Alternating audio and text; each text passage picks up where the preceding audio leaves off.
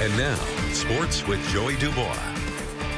It's hard to believe, but Legion baseball season is nearing its end. A couple of local teams in action today with doubleheaders. We'll start it off with the Rebels taking on Jerome at Hallowell. The Rebels fall in extras in Game 1, looking for the split here in Game 2. We're scoreless in the top of the first, but not for long. The cleanup man, Tanner Whitaker, gets a hold of one for Jerome, carrying to deep right field, and gets over the top out there. Two runners come around to score. Whitaker gets all the way into third base. It's 2-0 Cyclones early as the cleanup man shows off the power there. But Cody Mortensen, unfazed on the mound for the Rebels, goes with the breaking ball, and it freezes the batter here, backwards K for the third out.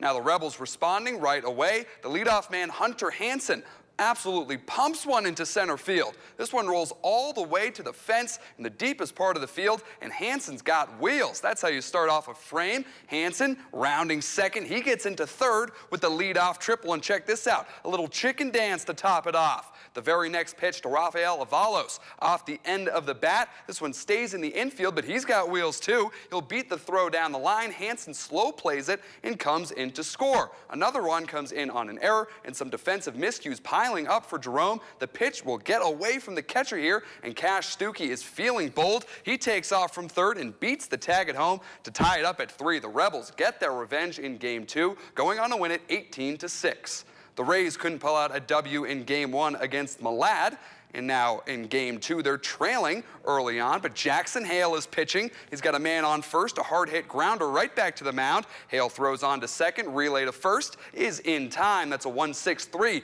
for all of you keeping score at home. Now Hale goes with the breaking ball. This one goes all the way from 12-6. Hale gets the third out with a swinging strikeout. Now the Rays step up to the dish, and Mason Payne sends one on a line to left, gets past the glove out there. It bumps Tayson Lewis up to second base, and Payne is over there at first with only one down. Now this is a crazy sequence. Kyler Johnston ropes one down right that line past the first baseman. Men were on first and second there, so Noah Newsom scores easily from second. Coming in behind him is Daxton Pena, and we're going to have a play at the plate, but the ball rolls out on the tag. Pena is safe. Johnston figures he's going to try for third, but the throw gets there in time to get him. Still 2 RBI on the play, and the Rays win Game 2, 12-5 the final.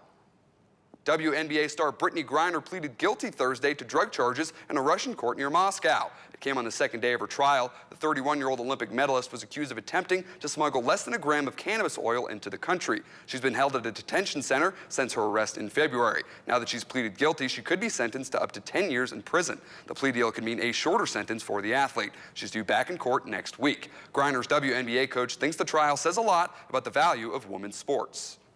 I mean, the question is, would Tom Brady be home? But Tom Brady wouldn't be there, right? Because he doesn't have to go to a foreign country to supplement his income from the WNBA. And so we want to keep focus on bringing BG home, but there is an undercurrent here of the lack of coverage and value of women's sports.